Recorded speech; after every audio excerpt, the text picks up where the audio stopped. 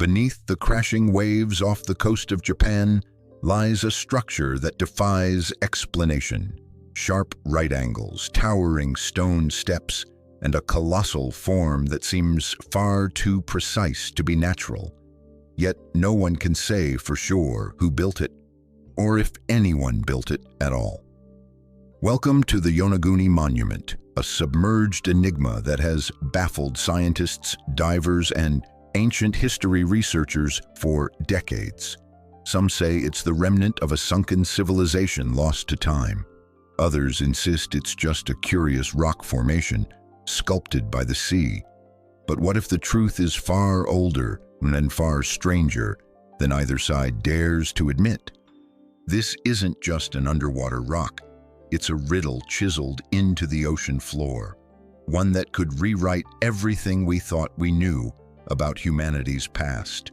Could it be the ruins of a prehistoric city built long before the pyramids, a Japanese Atlantis swallowed by the waves, or something even more ancient, evidence of a forgotten world we were never meant to find? Get ready to dive deep, literally and figuratively, into the most mysterious underwater discovery of our time. The story of the Yonaguni Monument begins not with an archaeologist, but with a scuba diver. In 1986, off the southwestern coast of Japan's Yonaguni Island, local diving instructor Kihachiro Aratake was searching for new sites to take tourists. He dove into the crystal-clear waters expecting to find coral, caves, maybe a few schools of colorful fish. But instead, what he saw took his breath away and would soon send shockwaves through the archaeological world. Resting 25 meters beneath the surface was a massive stone formation unlike anything he'd ever seen. Its sharp, geometric angles and stair-like layers didn't look like a product of nature. To Aratake, it looked like a lost city frozen in stone, hidden beneath the waves. The monument is enormous, measuring roughly 150 meters long, 40 meters wide, and 27 meters tall. For perspective, that's about the size of a football field, with levels and terraces stacked like an ancient step pyramid. It's made of sandstone and mudstone and features flat platforms, almost perfectly right-angled corners, and a series of what look like stairs, columns, and courtyards. Divers have even reported what appear to be roads or walkways leading to and from the structure, features that suggest, at least to some, intentional design. What makes the monument even more compelling is its setting. Yonaguni is part of the Ryukyu Islands, the westernmost inhabited region of Japan, located just 70 miles east of Taiwan. It's a region prone to seismic activity, which some geologists use to explain the monument's strange appearance. But others believe that same seismic activity may have led to the destruction and submersion of an ancient civilization, one that predated recorded history in the region. Supporters of the man-made theory point to the clean lines, sharp corners, and unusually flat surfaces as clear signs of tool work, not erosion.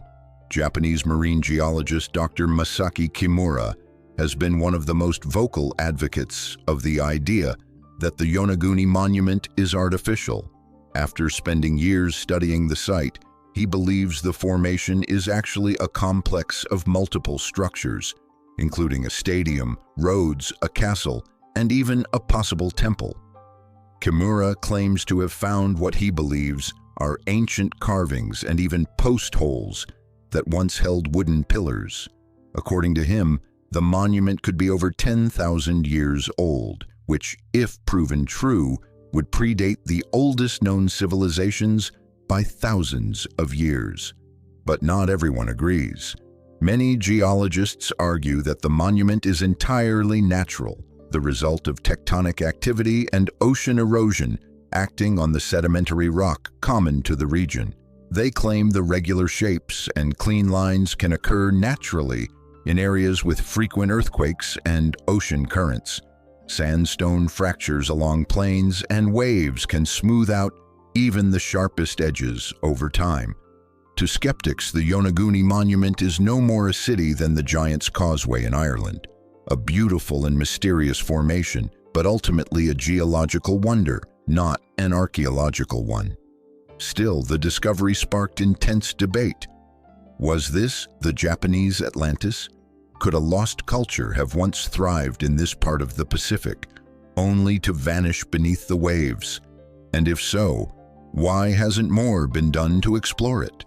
One thing is certain: the Yonaguni Monument challenges everything we thought we knew about humanity's ancient past. As you descend beneath the waters of Yonaguni Island, the full scale of the monument begins to take shape, and what you see is almost otherworldly. The most iconic section of the monument is a massive rectangular platform, its edges sharp and staggered like an enormous staircase rising from the sea floor. At a glance, it resembles a ziggurat or step pyramid, with its layers cut so straight they could pass for ancient masonry. The main structure, often called the main terrace, consists of a flat, sloping surface that leads to a massive central platform. From above, it looks like the ruins of a forgotten temple carved directly from the seabed. As divers explore deeper, they encounter narrow passageways, trench-like corridors, and what appears to be a wide staircase flanked by towering vertical walls. Some claim to have found what looks like a ceremonial altar at the top of one of the platforms, a flat, square surface positioned in the center of a higher terrace. Others have reported smaller, adjoining formations that resemble outbuildings or annexes. There's even what's been described as a theater-like area with rows of steps that resemble seating, prompting speculation that this may have been a gathering place for rituals or public events. The monument doesn't stand alone. Surrounding the main structure are a number of other curious features. A pair of parallel walls that seem to form a narrow corridor, a star-shaped platform nearby with 5 flat projections radiating outward, and even a rock formation that some claim is shaped like a human face, complete with a jawline, nose, and eyes. Dr. Masaki Kimura, the marine geologist who's led expeditions to the site for decades, insists these surrounding structures form a larger complex, possibly an entire sunken city. Kimura has mapped out over 10 separate features he believes were intentionally designed. These include what he calls the gate, an arch-like formation that may have served as an entrance to the site; the loop road, which appears to circle part of the complex; and the triangle pool, a hollowed-out section that may have once held water, or perhaps was used for ceremonial purposes. To Kimura, these aren't isolated anomalies. They're parts of an architectural blueprint, built by human hands and later reclaimed by the sea. Critics argue that all of these interpretations are a case of pareidolia, the human brain's tendency to find patterns or meaning where none exist. They point out that sandstone, the dominant rock at Yonaguni, fractures naturally in straight lines. Tectonic activity, combined with centuries of wave erosion, could create formations that mimic the appearance of human design. But even skeptics are left scratching their heads at the sheer symmetry and scale of some of these features. It's not that any single formation proves human construction. It's the combination of them all that continues to raise eyebrows. Adding to the intrigue is the orientation of the structure. Some researchers note that parts of the monument align roughly with the cardinal directions: north, south, east, and west. While that could be coincidence, in ancient architecture, intentional alignment was often linked to celestial events, religious beliefs, or urban planning. Could the Yonaguni builders, if they existed, have had a deeper understanding of astronomy or geomancy? Another point of interest is the supposed presence of tool marks. Some divers claim to have seen grooves, cuts, and smoothed surfaces that look like they were shaped with chisels or hammers. Kimura has photographed what he says are drill holes. small circular indents that resemble places where poles or posts were once inserted. These details remain controversial, as there's no hard evidence of tools or artifacts recovered from the site. Still, the images raise difficult questions. If this monument was carved by natural forces, how do we explain the signs of human-like modification? Whether a natural marvel or an ancient engineering feat, the structure itself is unlike anything else found underwater. Its haunting beauty, sharp geometry, and eerie silence continue to draw divers, researchers, and thrill-seekers from around the world. The monument doesn't just invite exploration, it demands explanation. And in the absence of definitive answers, the site remains suspended in mystery, a ghostly echo of something or someone lost to time and tide. Ever since the Yonaguni Monument was discovered, the debate over its origin has divided experts, sparking one of the most fascinating and frustrating archaeological arguments of the modern age. Is it the remnant of an ancient civilization lost to the sea, or simply an elaborate geological formation that just happens to look like architecture? On one side, you have scientists like Dr. Masaki Kimura, who has spent decades mapping and studying the site, convinced it's man-made. On the other, a chorus of skeptical geologists and archaeologists argue that nature alone is responsible, and that humans had nothing to do with it. Dr. Kimura, a professor at the University of the Ryukyus in Okinawa, is the monument's most vocal and persistent champion. According to his research, the monument features hallmarks of human design: sharp edges, 90-degree angles, upright walls, and the repeated use of flat planes. He also points to alleged staircases, pillars, and roads, all of which he believes are evidence of deliberate carving. In his theory, the Yonaguni complex was likely part of a much larger settlement, possibly linked to an advanced prehistoric civilization that existed during the last ice age, as far back as 10,000 years ago. Kimura's argument is partly supported by other submerged sites around the world, such as the ruins found off the coast of India in the Gulf of Kambat, or the submerged city of Dwarka. These examples, while still debated themselves, suggest that we may be underestimating how advanced some ancient societies really were, and how far back their history may stretch. According to Kimura, sea levels were significantly lower during the Ice Age, meaning Yonaguni could have been dry land, and perhaps a coastal city or ceremonial center, before being swallowed by the ocean around 8,000 to 10,000 years ago. But mainstream geologists remain unconvinced. One of the monument's most prominent skeptics is geologist Robert Schoch of Boston University, who famously challenged the dating of the Sphinx in Egypt. After visiting Yonaguni and diving the site himself, Schoch concluded that the formation is entirely natural.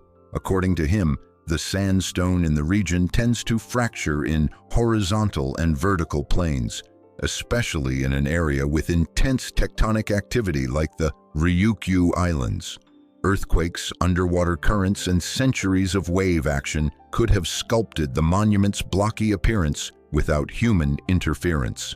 Schoch argues that while the site looks impressive, there's no definitive evidence of tool marks or construction. No artifacts, such as pottery, tools, or bones, have been found at the site. Without these, the claim that humans built the monument becomes much harder to support.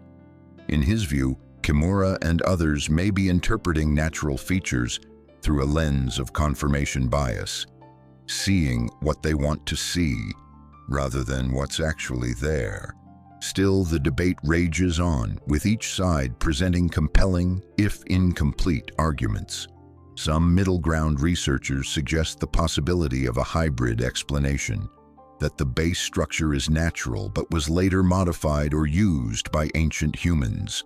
In other words, nature laid the foundation and people shaped it to serve their needs. This idea isn't without precedent. Many ancient cultures repurposed natural formations for spiritual or practical use. There's also the question of motive and capability. If the structure really is over 10,000 years old, it predates any known civilization in Japan or anywhere else capable of large-scale stone architecture. The Jomon people, often cited as Japan's earliest known culture, were hunter-gatherers during that era, with no known architectural achievements resembling what we see at Yonaguni. So if humans built the monument, who were they? And how did their story vanish so completely from the historical record? Adding to the mystery is the lack of political or academic support for large-scale excavation or underwater research. With such a controversial site and no consensus among experts, funding is scarce. Some believe there may be reluctance within the academic community to entertain such fringe theories for fear of professional ridicule. Others think the truth simply lies too deep, both literally and figuratively, for anyone to find easily. What's clear is that Yonaguni sits at the intersection of science, speculation, and myth. It has become a mirror reflecting our curiosity, our skepticism, and our endless hunger to understand the forgotten chapters of human history. If the Yonaguni Monument is truly man-made, the next logical question is, who built it? And just as importantly, when? The answer isn't easy because the structure doesn't align with any known civilization in Japan's recorded history. According to Dr. Masaki Kimura, the monument could be over 10,000 years old, dating back to the last ice age, when sea levels were much lower and Yonaguni would have been part of a larger landmass. This timeline would predate the earliest known complex societies, not just in Japan, but globally. It would place the monument's construction in a time when humans were thought to still be living in small scattered bands as hunter-gatherers. If true, that would force historians to completely rethink the timeline of human development, suggesting that advanced, organized societies capable of monumental architecture existed far earlier than we ever imagined.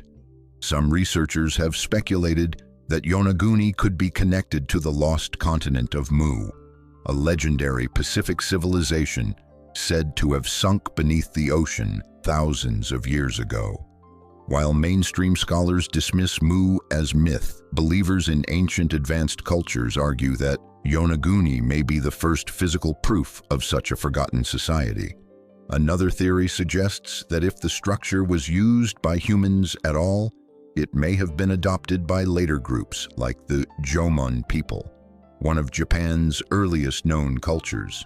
However, there's no evidence of Jomon artifacts at the site, and no historical texts or oral traditions reference such a monument. And so, we're left with an enormous question mark.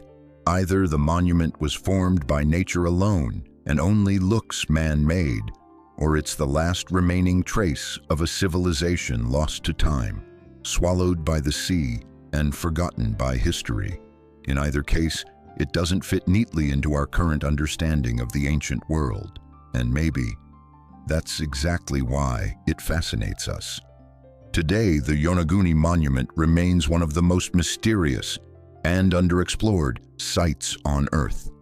Despite decades of fascination and speculation, it hasn't received the level of scientific attention or excavation you would expect from such a potentially groundbreaking discovery. Why? A mix of skepticism, logistical challenges, and academic reluctance has kept the monument largely untouched.